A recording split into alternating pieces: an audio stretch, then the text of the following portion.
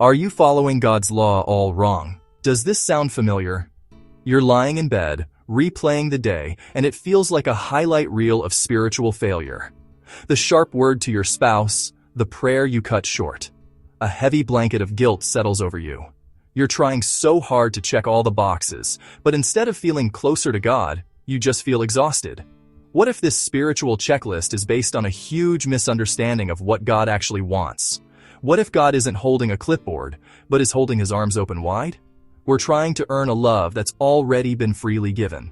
Today, we'll talk about the freedom that comes when we finally understand why. The crushing weight of the checklist. Let's be real, the alarm goes off, and before your feet even hit the floor, the mental checklist starts running. It's a self-imposed boot camp of spiritual disciplines we think will make us acceptable, that will earn God's favor. This mindset turns our relationship with God into a transaction. It's spiritual accounting, creating a constant, low-grade anxiety that will never be good enough. God starts to feel less like a loving father, and more like a cosmic scorekeeper. It's like trying to build a marriage with a checklist. You could do every task perfectly, but if your heart isn't in it, is it really love, or just a hollow performance? That's how many of us approach God.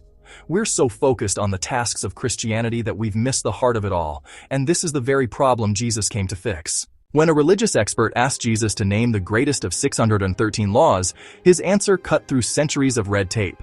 He said, "Love the Lord your God with all your heart, soul, and mind." And the second is like it. Love your neighbor as yourself.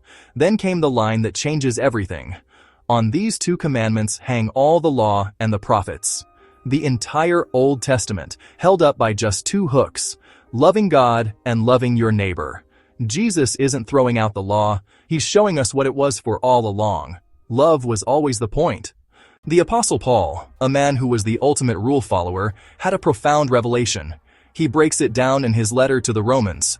"Owe no one anything except to love one another, for the one who loves another has fulfilled the law." He points out that all the commandments, "You shall not murder, you shall not steal," and any other, are summed up in this single command: "You shall love your neighbor as yourself." Love does no wrong to a neighbor. Therefore, love is the fulfillment of the law. Think about it. The law gives us the bare minimum. Don't murder. Love gives us the highest standard. Actively work for their well-being. Jesus' own brother James calls this the royal law. It's the law of the king, reflecting his kingdom. This is the patient, kind, selfless love that fulfills the law. From impossible burden to supernatural fruit. You might be thinking, this sounds impossible. And you're right. On our own, it is. But the Christian life isn't a self-improvement project. It's surrender to the Holy Spirit.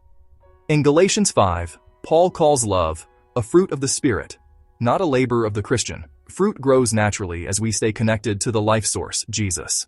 Our job isn't to work up love, it's to surrender to the Spirit who produces it. In a moment of tension, simply whisper, "God, I can't. Please give me your love." That surrender is how the fruit grows. If this shift from rule following to a love-based relationship with God is hitting home, and you want more encouragement on how to walk in this kind of freedom and rest in God's grace, consider subscribing to the channel. We're all on this journey of learning to let go of the checklists together. This law of love isn't a new trick or a life hack. It's the original operating system of God's kingdom. It's what frees us from the exhausting, guilt-ridden spiritual checklist. It completely changes the question we ask ourselves when we wake up in the morning. We no longer have to ask, what are all the rules I must follow today to be good enough? Instead, we can ask a much simpler, more profound question. What is the most loving thing I can do for God and for the person right in front of me in this moment? When love for God and others is your genuine motivation, the law is no longer a heavy burden you have to carry. It's something you fulfill naturally, from the inside out. You're not trying to earn God's love. You're finally free to simply respond to the love He has already poured out on you through Christ. The pressure is off. You can stop trying so hard to be good enough, and just rest in the grace of the one who is. Let's pray. Father, thank you for simplifying everything down to the beautiful, powerful law of love. Forgive us for turning our relationship with you into a performance, into a checklist of spiritual chores. We release that burden to you now. Help us to love you with our whole heart, soul, and mind. Draw our affections and our thoughts to you. And then, empower us by your Spirit to love others with the same selfless, active love that Christ showed us. In our homes, in our workplaces, with those who are difficult to love, give us your love. When our love runs out, remind us of His and fill us with your supernatural grace. May this love overflow from our hearts and bring light and life to the world around us. In Jesus' name, amen. You are always welcome here as we continue this journey of faith together.